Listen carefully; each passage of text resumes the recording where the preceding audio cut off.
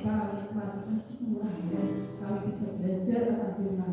Saat itu Tuhan, kami buka hati kami seluas-luasnya, selebar-lebarnya. Biarlah Engkau sendiri akan bentuk hati kami Bapa. Anak-anak kami siap mendengarkan firman-Mu. Ajar kami mengerti, ajar kami taat, ajar kami menjadi anak yang benar-benar. Mari Tuhan, ini komitmen kami siap Engkau bentuk, kami siap Engkau ubah menjadi anak-anak-Mu yang baru, yang menurut kehendak dan rancangan-Mu. Terima kasih Tuhan, berfirman-Lah saat ini kami siap untuk mendengarkan. Tutup bungkus kami semua dengan kuasa darah Yesus, baik yang menyampaikan firman maupun adik-adik yang mendengarkan. Biarlah menjadi tanah yang subur yang siap untuk menerima firman Tuhan. Di dalam nama Tuhan kami Yesus Kristus, yang percaya katakan amin. Ya, silakan duduk adik-adik. Yo, yang di belakang boleh duduk, boleh. Maksud duduk di situ kasihan lah. Yuk silakan duduk. Kita sudah belajar banyak kemarin ya. Yang didapat dari KLU kemarin apa ya? Belajar apa? Belajar taat. Terus? Belajar apa lagi? Nah, kita mau belajar kok kemarin dari KLU sudah belajar. Kita terima Tuhan Yesus, kita undang Roh Kudus masuk ke dalam hati kita sudah punya semua itu. Tuhan Yesus ada dalam hati kita, Tuhan Roh Kudus sudah memimpin hidup kita. Nah, sekarang kita mau terus belajar. Hari ini tema kita adalah aku berubah. Nah, berubah seperti apa yang Tuhan mau dalam hidup kita, ya? Ayat awalnya apa?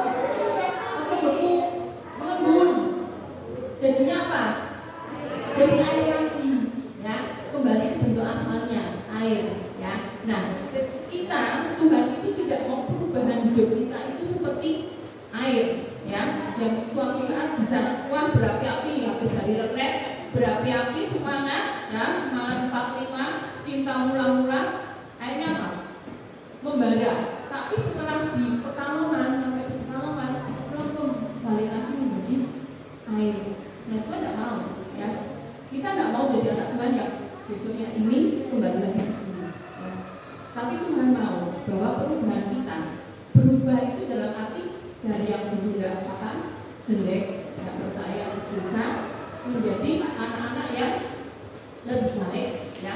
Dan yang baik ini akan semakin baik. Yang sudah semakin baik itu tidak bisa kembali ke yang tidak baik, ya. Jadi Tuhan mau hidup kita, perubahan hidup kita itu menjadi berubah ke arah yang tetap. Paham? Ya, tetap ya. Nanti perubahan itu ke arah yang tetap.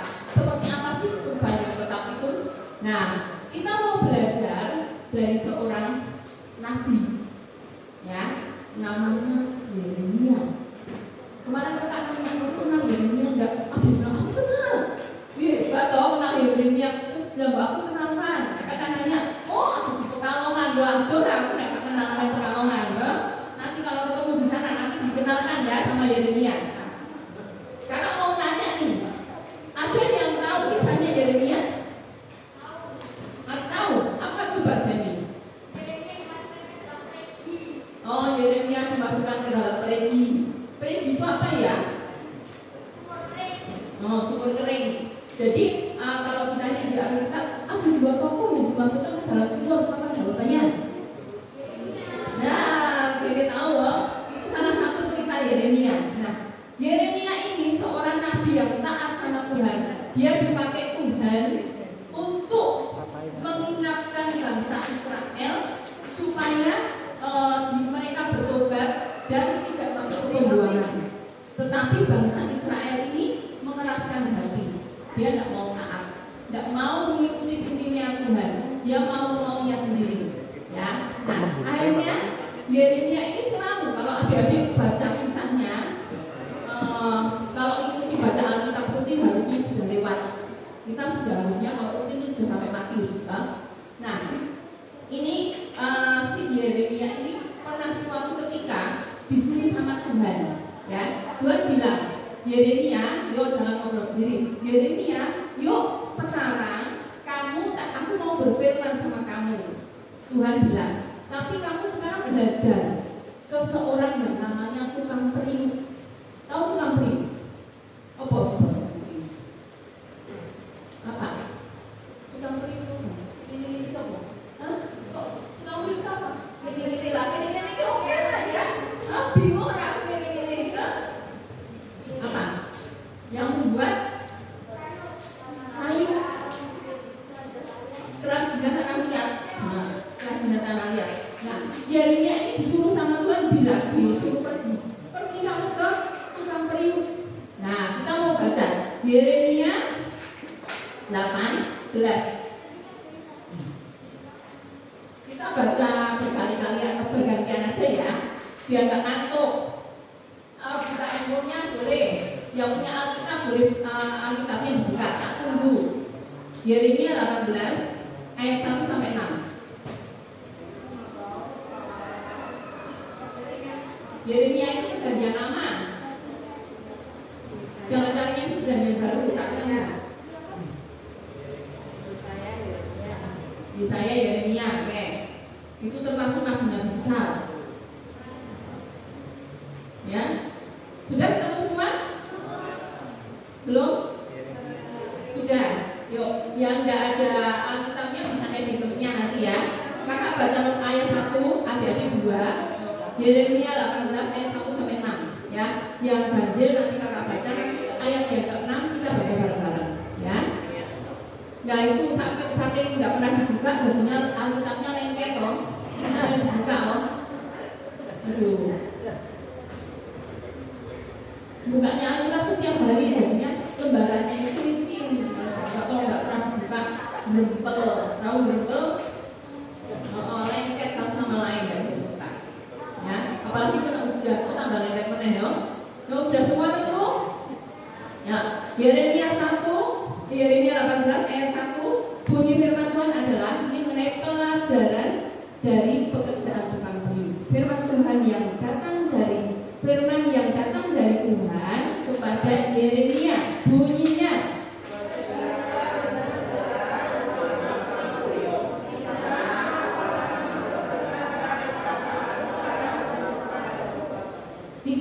lalu pergilah aku, Yeremia, ke rumah tukang periuk, dan kebetulan ia dia sedang bekerja dalam pelarikan. Pelarikan itu tidak yang benar.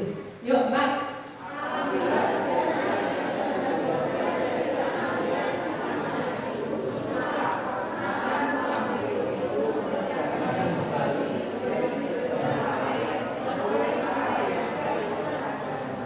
Kemudian datanglah firman Tuhan kepadaku. Bunyinya, yuk Pak, 6 bareng.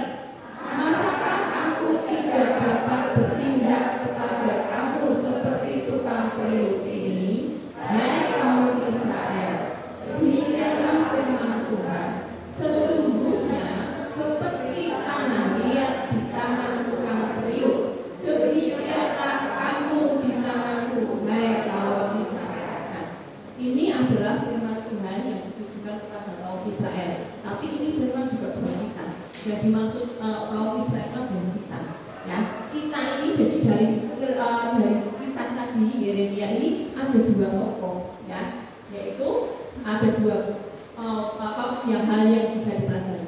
Yang pertama adalah kita. Kita itu adalah tanah liat yang tidak berguna, bernilai, ya, cuma seonggok tanah yang diinjek-injek orang. Ya. Tetapi Tuhan itu adalah penjunan yang ahli. Ya, penjunan itu tukang yang bikin kerajinan tanah liat. Ya. Nah, kalau adik-adik mau lihat, yuk naik dekat. Tanah liat ini bisa dibentuk jadi macam-macam, dari yang paling sederhana sampai benda yang paling indah. Ya. Ada yang jadi batu bata. Ada yang jadi gambar itu kalau si cobek, gentong, ya, celengan, nah, ya, beberapa macam-macam. Ada yang jadi apa sih itu angklo, bisa tungku, ya. Nah, bisa juga jadi perabot yang indah, kucing, vas bunga, alat makan, nah, ya, itu bermacam-macam yang bisa barang yang bisa dihasilkan dari tanah liat ini, ya.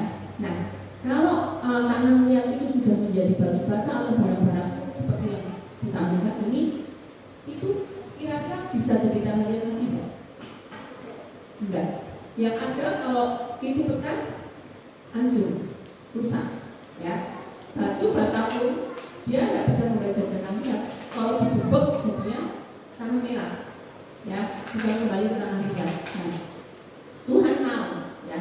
Kita itu seperti tanah liat yang sudah dibentuk Tuhan, ya, menjadi bentuk yang tidak bisa kembali ke asalnya. Maksudnya hidup lama kita itu berubah. Seperti tadi dikatakan bahwa dalam Korintus 2 Korintus tadi dikatakan bahwa jadi siapa yang ada di dalam Kristus dia adalah ciptaan baru. Ya, kita ini sudah diciptakan baru. Yang lama hidup kita yang berdosa itu sudah berlalu. Sekarang ini hidup yang baru yang kita jalani itu hidup yang dibentuk oleh Tuhan. Ya. Nah, kita mau belajar dari kisahnya si tukang periuk ini, ya. Kira-kira ya, apa sih sikap kita, bagaimana sikap kita untuk bisa kita menjadi bejana yang indah. Adik-adik ini mau jadi batu bata atau mau jadi itu berabad atau mau jadi keramik yang indah. Kira-kira pilih yang mana? Aku mau jadi batu bata saja. Coba, kalau Rahel suruh milih mau jadi mana? Keramik yang paling indah. Kenapa kita mau jadi keramik yang paling indah? Yuk, kenapa sesuai? Mahal, tempatnya bagus, hasilnya bagus, mengkilat, tidak kusam. Ya, kita mau menjadi yang berharga di mata Tuhan, berharga di mata sesama kita. Nah, bagaimana kita mau bisa menjadi bejana yang indah? Nah, kita mau belajar dari tukang periuk tadi, ya. Di dalam 2 Korintus dikatakan siapa yang ada di dalam Kristus, ya, ia adalah ciptaan baru. Jadi kita itu bisa menjadi ciptaan baru syaratnya kalau kita ada di dalam Kristus. Jadi kita harus punya sikap hati apa? Berserah dan percaya. Yuk lanjutkan. Poin 1. Kita harus berserah dan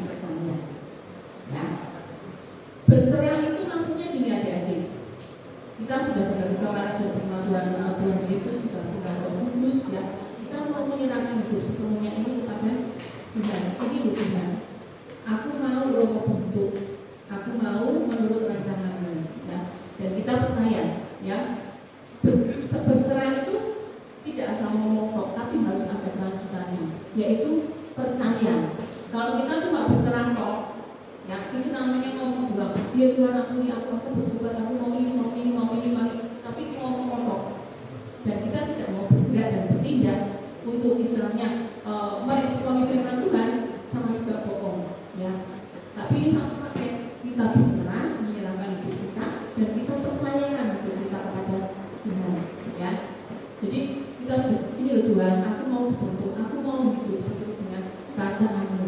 Nah, tindakan selanjutnya apa? Aku percaya bahwa Tuhan itu punya rancangan yang indah dalam hidup kita, ya. Dalam Yeremia dikatakan juga kan, Yeremia 29 ayat 11 itu ayat terkenal, sebab aku tahu rancangan-rancangan, ingat kan? Yo, kalau aku mau baca aja nih, saya tak bacain ya. Yeremia 29 ayat 11. Tak bacakan aja ya. Sebab aku ini mengetahui rancangan-rancangan apa yang ada padanya Tuhan mengenai kamu. Jadi Tuhan itu punya rancangan-rancangan dalam hidup kita, ya. Masing-masing anak berbeda-beda sesuai dengan rancangannya Tuhan. Demikianlah firman Tuhan, yaitu rancangan damai sejahtera dan bukan rancangan kecelakaan, untuk memberikan kepadamu hari depan yang penuh harapan. Nah, Tuhan punya rancangan, dan dalam Mazmur 37 ayat 5 juga dikatakan, serahkanlah hidupmu kepada Tuhan. Kita harus menyerahkan hidup kita kepada Tuhan. Kalau kita mau menyerahkan hidup kita kepada Tuhan, ya, serahkanlah, percayalah kepada Tuhan, ya. Serahkanlah hidupmu kepada Tuhan dan percayalah kepadanya. Kita mau menyerahkan hidup kita percaya kepada Tuhan, maka Tuhan akan bertindak, ya. Jadi kita tidak berhenti pada menyerahkan kok, tapi kita mempercayai bahwa Tuhan itu mampu, sanggup mengubah hidup kita, sanggup membentuk hidup kita, ya. Tanpa pertolongan Tuhan, tanpa penyertaan Tuhan, kita tidak bisa berbuat apa, ya. Kita mau ngotot kayak apapun, kalau Tuhan tidak berkenan, ya, tidak bisa. Tapi Tuhan itu bukan sekedar sampai minta kowe jadi. Tuhan punya rencana masing-masing. Sebelum dunia dijadikan, sebelum kita dilahirkan, Tuhan itu sudah punya rancangan. Tuhan itu seperti arsitek yang detail, teliti, bahwa nanti kamu lahir di keluarga ini, tanggal sekian, warna kulitmu ini, bentuk hidupmu seperti ini, nanti kamu tinggal di sini, kamu harus menjalani hidup seperti ini, dan sampai gedenya kamu nanti seperti ini. Itu sudah diatur Tuhan sempurna, ya. Dan kita percaya bahwa Tuhan itu sanggup membentuk kita, ya. Dalam perjalanan pembentukan diri kita, kalau itu ada yang gagal, Tuhan tidak biarkan, ya. Dalam Yeremia yang ke-18, yang ke-4 dikatakan bahwa kalau tukang periuk itu bikin bencana dan ternyata rusak, jadi kalau Tuhan itu bikin bencana, ya, anggap Tuhan itu membentuk kita, ya. Seperti tukang periuk itu membentuk tanah liat. Sudah tanah liat itu kalau mau dibentuk ginjek-ginjek dulu adik-adik. Sudah ginjek-ginjek, nanti batunya yang kecil-kecil dikeluarkan sampai tanah liat itu lunak, tanah liat itu lembut, bisa dibentuk. Si tukang periuk itu sudah punya rancangan di sini. Oh, aku mau bikin tanah liat ini menjadi mangkok yang indah. Misalnya, ternyata pada saat pembentukan itu tidak jadi merenot atau pecah, ya. Dia tidak biarkan begitu aja. Tapi tukang periuk ini akan injek lagi tanah liatnya, bentuk lagi, dimulai lagi, dan akan dibentuk menjadi suatu bentuk yang mungkin berbeda dengan apa yang idenya pertama dia keluar. Mungkin jadi biji yang indah, atau mungkin jadi vas bunga, atau mungkin jadi piring yang indah, sesuai dengan apa rancangan yang ada si tukang periuk. Sama, Tuhan itu punya rancangan masing-masing dalam hidup kita, ya. Dan rancangan Tuhan itu sempurna, ya. Dan kita percaya bahwa Tuhan itu sanggup membentuk kita. Tuhan itu mempunyai rancangan yang indah atas hidup kita, ya. Dan di sini kita belajar bahwa tidak ada yang pernah gagal, ya. Mungkin saat ini adik-adik belum mengalaminya, ya, belum paham dengan rancangannya Tuhan. betul-betul rancangan yang sempurna. Ya. Yang kedua yang kita mau belajar, ya, yuk lanjut. Mau dibentuk, ya. Syaratnya kita menjadi ciptaan baru, syaratnya kita berubah, selain kita menyerahkan diri kita dan mempercayakan hidup kita kepada Tuhan, kita mau dibentuk. Kemarin Kak Hendy juga bilang kan, bertobat sama. Jadi kalau kita bilang aku mau dibentuk Tuhan, berarti kita itu sudah siap, ya, siap masuk dalam prosesnya Tuhan. Tahu proses? Proses tahu nggak? Tahu kan? Tahap-tahap yang harus dilalui untuk menjadikan sesuatu menjadi sesuatu. Misalnya nih, adik-adik mau bikin Indomie aja lah, ya, kan pakai proses. Beli dulu di warung, pulang, rebus air, no? Terus ini dimasukkan, ya, tidak langsung di warung, kecuali beli di warung makan, aku Indomie rebus pakai telur, nah langsung juga aja jadi, ya. Tapi kalau kita bikin sendiri, tidak langsung aku beli Indomie, oh rebus sendiri, namanya kan mie remes, bukan Indomie, ya. Tapi kita harus masak dulu, nanti pakai telur, jeblok telur, nah itu semua tahap-tahap yang harus dilalui. Sama, ya, karena niat itu untuk menjadi perabot yang indah, sekalipun yang paling sederhana, ya, yang namanya tadi batu bata, itu pun pakai proses loh. Dia harus dibakar, ya, tuh ada gambarnya dibakar. Dan proses, kalau kita mau hasil yang lebih bagus, prosesnya itu akan tambah panjang dan tambah lama dan tambah jelibet melalui tahap-tahap yang beda. Kalau batu bata, jadi pernah lihat orang bikin batu bata? Enggak pernah. Nah yang pernah buat sudah diinjek-injek, sudah diremukkan tanah liatnya, dicetak. Gampang kok, dicetak, di kotak-kotak, digiling sampai agak keras, dipindahkan, disusun, tutupi pakai jerami, dibakar. Dan bakar itu pun nggak selalu bakar nyala, enggak, tapi dibakar itu pun harus sampai pada titik yang ditentukan. Oh harus sekian hari, harus sekian jam, harus panasnya kurang lebihnya seperti ini. Itu baru bisa menghasilkan batu bata yang bagus. Kalau batu bata itu dibakarnya kurang keras, kurang panas, itu pun waktu diambil ambrol, rusak, pecah. Nah itu baru batu bata.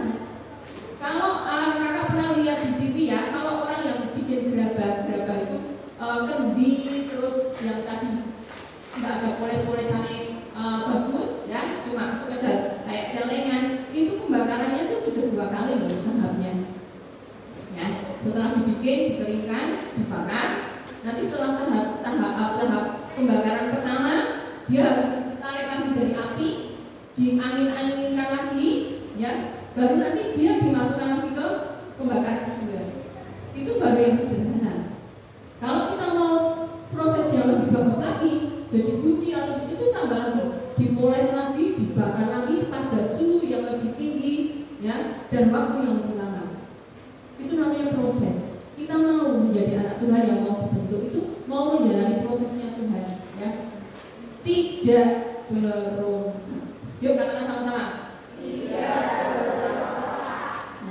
Kalau kita mau dibentuk, kita mau masuk prosesnya Tuhan, kita harus tidak berontak. Coba bayangkan kalau tanah liatnya itu berontak, lagi mau dibikin terus bilang, mau aku lari, coba jadi enggak jadi, ya kan? Tapi dia tidak punya daya apa-apa, udah manut sama si penjunanya, dipretak-pretok ke sana, mau dibikin apa, manut.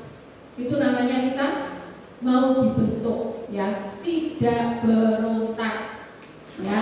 Kalau kita berontak, maka prosesnya akan tambah lama. Yeremia 18 ayat 4, bejana yang rusak itu akan dibentuk kembali.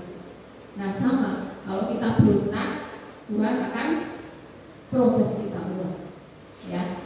Prosesnya masing-masing anak antara Abdullah, Joshua itu beda-beda, ya. Caranya Tuhan membentuk Stefan tidak bisa diterapkan kepada kami. Caranya Tuhan membentuk kami tidak bisa diterapkan pada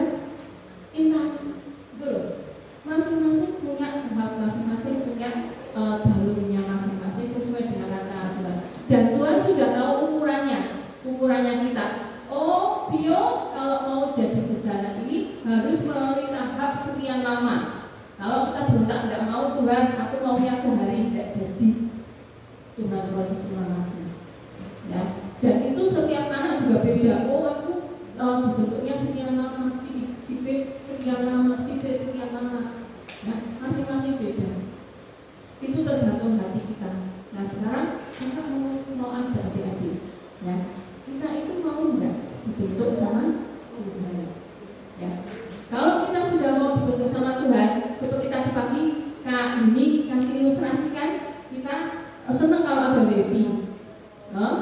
Sudah ada Roh Kudus, sudah menerima Tuhan Yesus, sudah punya Roh Kudus, kita tinggal konekkan ke Tuhan Yesus. Sama, kita sekarang ini sudah tahu bahwa aturan mainnya. Oh, kita harus menyerahkan diri, kita percaya, kita mau dibentuk. Nah, kita harus menyamakan frekuensi. Adik-adik pernah lihat radio jadul? Radio zaman dulu, kalau kakak dulu masih menangi zamannya pakai radio. Jadi kita mau nyari apa? Diputer, cari frekuensinya. Kalau itu tidak sama, nanti proses suaranya. Tapi kalau channelnya sudah tepat, frekuensinya sudah sama, langsung nyaut. Selamat pagi adik-adik, gitu nanti siarannya jadi cetok, jelas, ya. Nah, kita mau samakan apa yang Tuhan mau dengan kehidupan kita, ya. Nah, itu juga menunjukkan bahwa kalau kita mau dibentuk, di samping siap melalui prosesnya Tuhan, juga istilahnya kita mau bertobat. Kemarin dijelaskan kan sama Kak Elvi, kita mau bertobat. Kalau kita hanya ngomong Tuhan, tidak ada tindakan, kita tidak bertobat, tidak bisa, ya. Tapi kita mau bertobat, kita mau menyerahkan diri kita, yang karena pertobatan kita itu akan mempercepat prosesnya Tuhan, ya. Bertobat itu tidak seperti kita di air ke sana terus balik lagi menjadi air, ya. Tapi yang namanya bertobat dari yang salah kita balik 180 derajat, kita jalan ke sana dan kita tidak akan kembali ke masa lalu kita, kepada hal yang lama kita, ya. Ada siap dalam proses, ada mau berubah, mau. Jadi saat ini kalau kita mau berubah, jangan cuma ngomong kok, tapi tunjukkan perubahan kita sehari-hari. Dan berubah itu tidak bisa langsung, oh sekarang pulang, besok langsung di rumah berubah. Mamanya bingung, ini anakku sumpah boleh berusukan. No. Perubahan itu pun perlu proses. Kalau misal sekarang ini aku sudah komit berubah, tapi sampai di rumah gagal, jangan menyerah, berubah dan berusaha. Minta Roh Kudus tolong aku sudah mau berubah, tapi aku tidak bisa, aku tidak mampu. Nah, kita minta pimpinan supaya kita bisa melalui tahap-tahap yang sudah Tuhan tentukan, ya. Nah, kita sebelum mengakhiri firman Tuhan, kita mau lihat satu video, ya.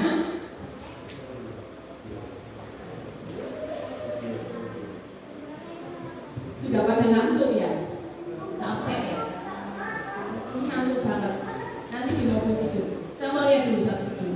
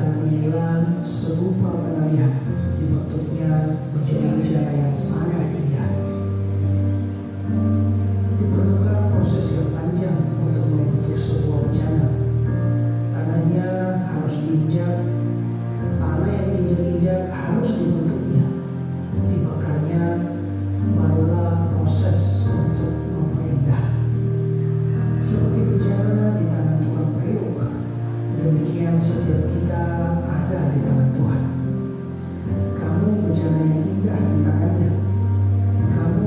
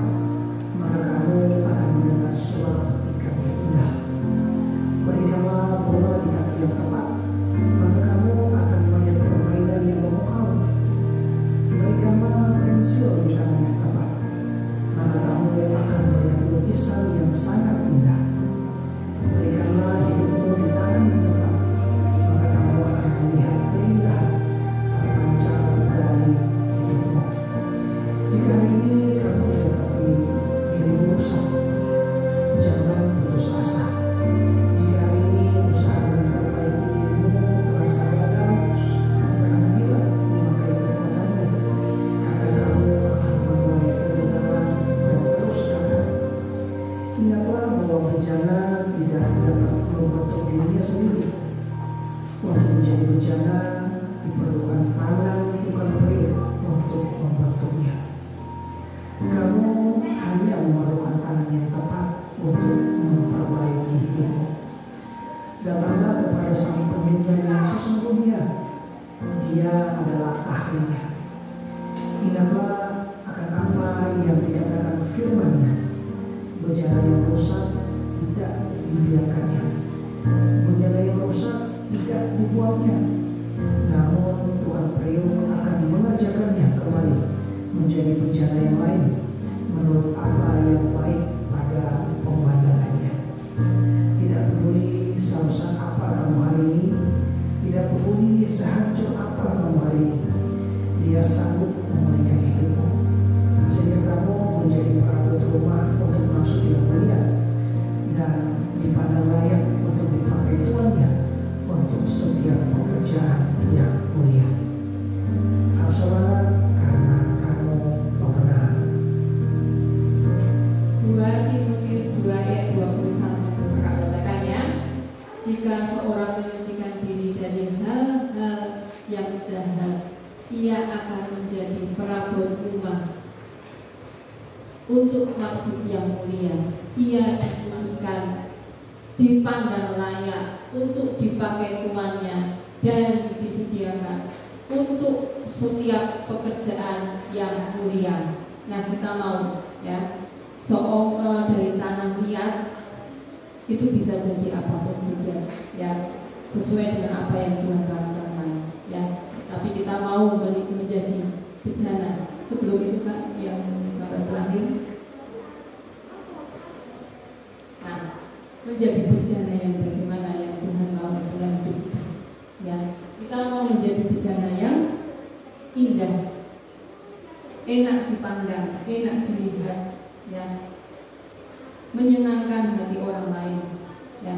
Kita mau menjadi bencana yang bernilai ya, berkelas, dihargai, ditaruh di tempat yang mulia. Kita mau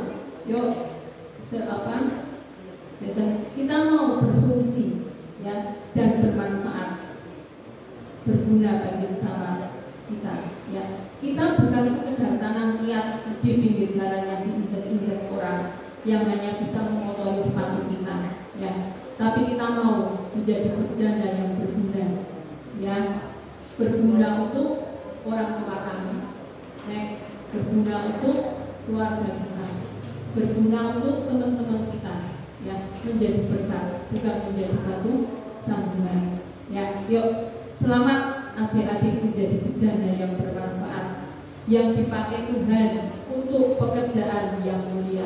Adik-adik mau? Adik-adik mau janji sama Tuhan, aku mau berubah menjadi arah yang lebih baik ya. Ini menjadi doa kita, menjadi doa kita semua. Yuk, ringkaskan Alkitabnya, kita mau berdoa. Ubah hatiku menjadi baru, ubah hatiku seperti dirimu.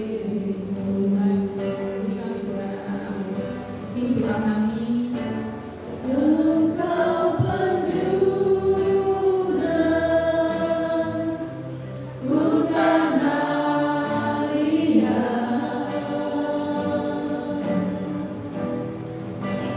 bentuk jadikan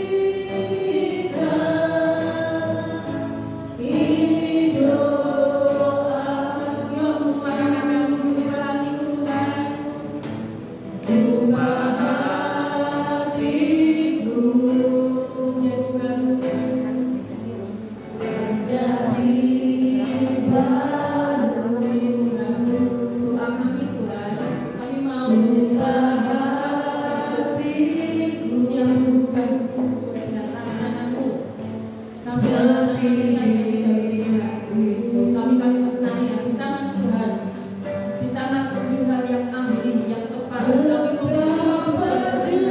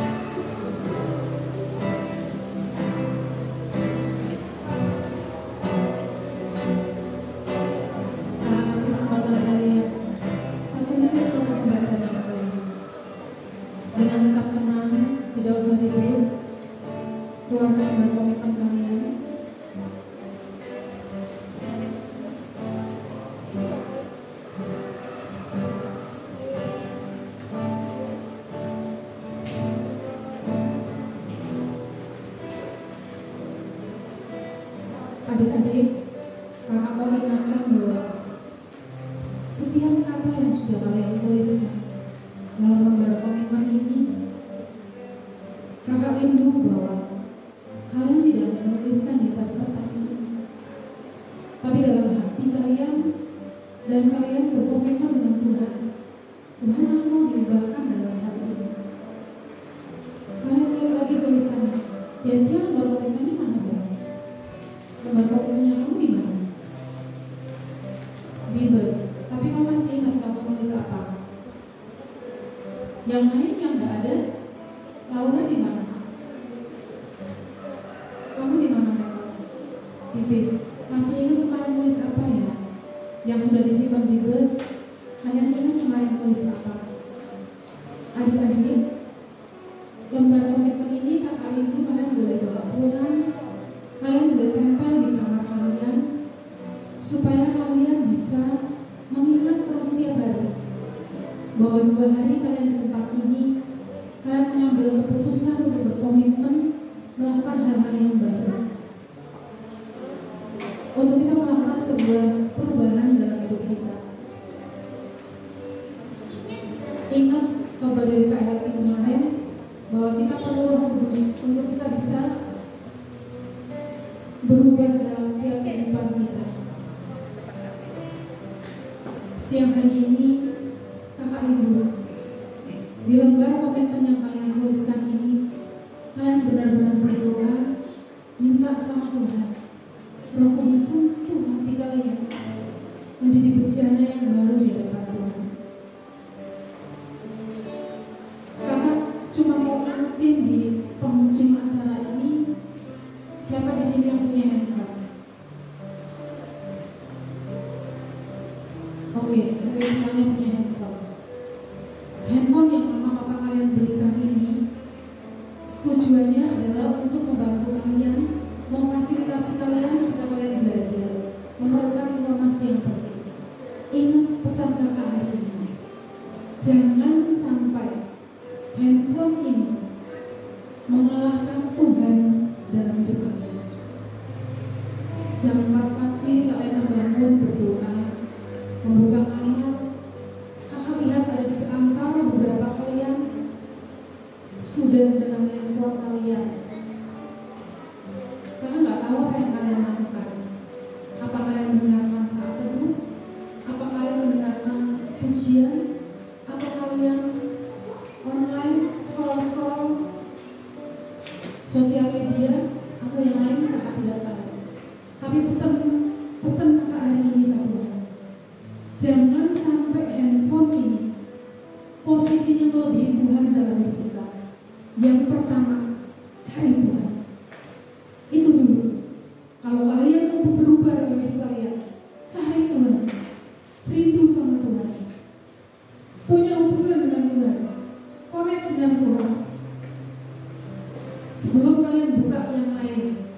Di handphone kalian pasti ada aplikasi Alkitab kan?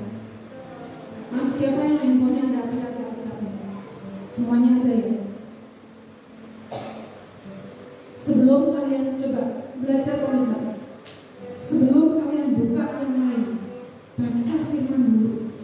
Kalian boleh buka Mazmur, Amsal, Yesaya, untuk kalian yang pemula, supaya kalian mendengar firman Tuhan. Jangan sampai handphone ini mengalihkan perhatian kalian dari Tuhan.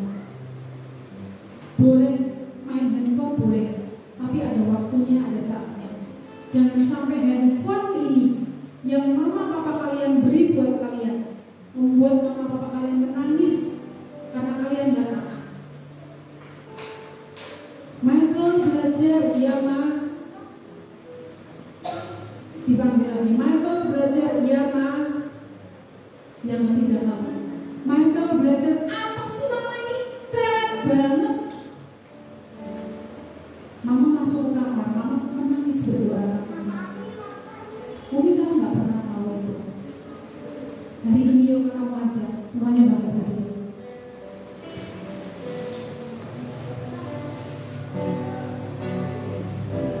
Saya rindu kakak-kakak untuk bersiap-siap mendampingi adik-adik. Adik-adik, siang hari ini, yuk semuanya tutup mata. Tidak usah kalian melihat kanan kiri, depan belakang kalian. Tutup mata. Kalau berdoa sungguh-sungguh, minta sentuh hati. Tuhan, sentuh hatiku Tuhan, supaya aku berubah dalam hidupku. Mungkin selama kalian sebelum itu kalian sering bikin mama marah, sering bikin mama menangis. Berdoa, Tuhan tolong, Roh Kudus tolong, tolong Tuhan. Mungkin kalian sampai sering bohong, tidak taat sama orang tua, sering berantem sama teman, menyakiti hati teman. Kita berdoa, Roh Kudus tolong, Roh Kudus pasti tolong, beri kekuatan. Oh, syukur.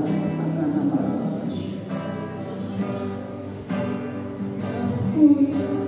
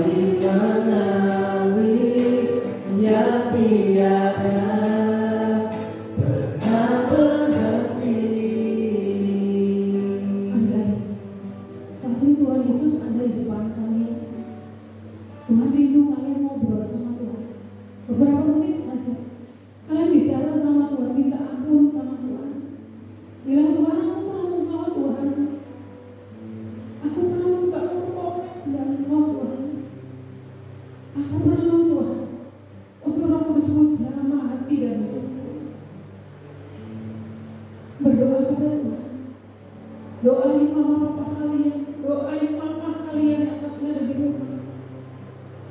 Doain mereka yang masih kalian. Kalian mau berubah apa dengan komitmen kalian yang kalian tuliskan di lembar komitmen? Bicara sama Tuhan, ngobrol sama Tuhan. Bilang, Tuhan tolong aku. Aku mau gak kecanduan game lagi Tuhan.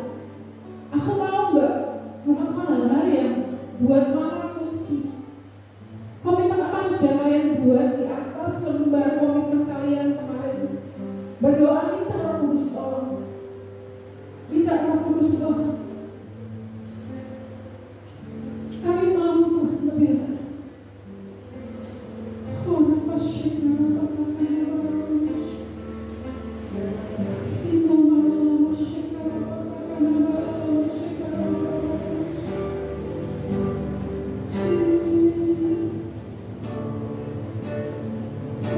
Kudus yang manis tolong kami.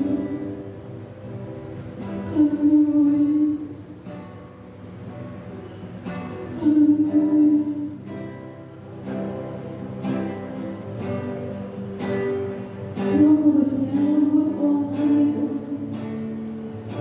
Haleluya Yesus.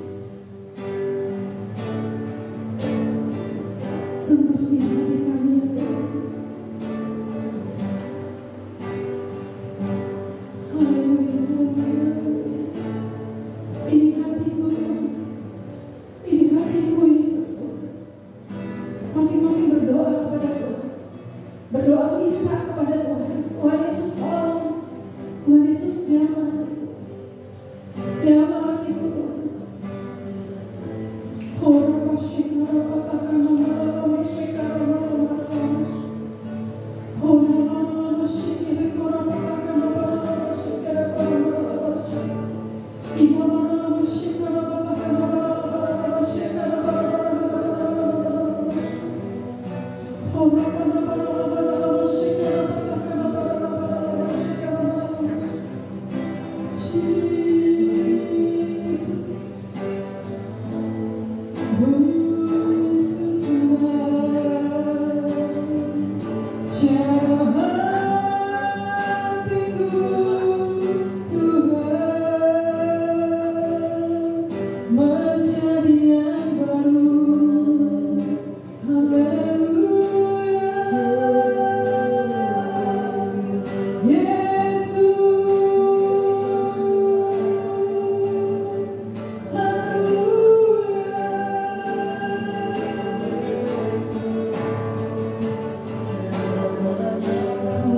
Jesus. Berdoa pada Tuhan.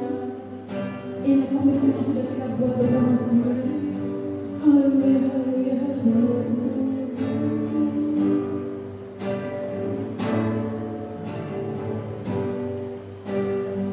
Roh Kudus yang manis, tolong kami ya Tuhan. Ku buka hatiku Tuhan buat firman-Mu hari ini.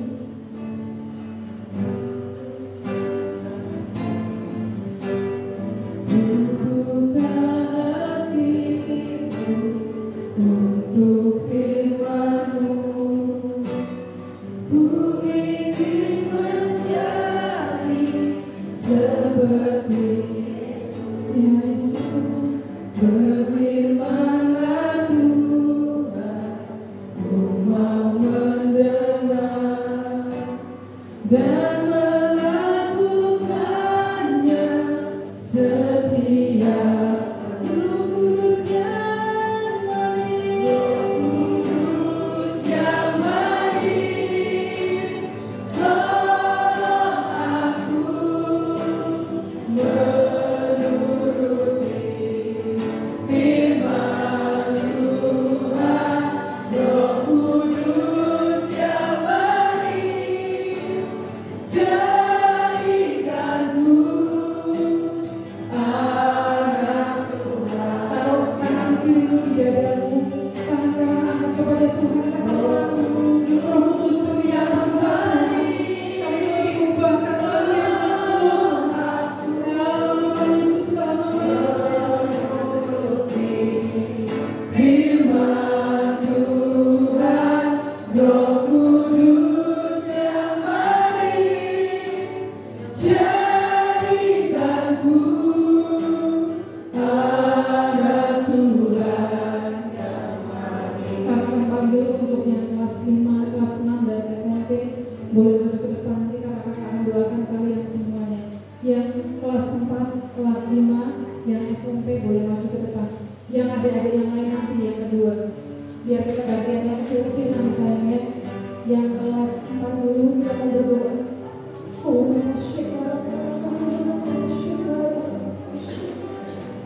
Hingga pada syukur. Roh Kudus yang manis, kita bersama-sama berdoa pada Tuhan. Tolong kami Tuhan.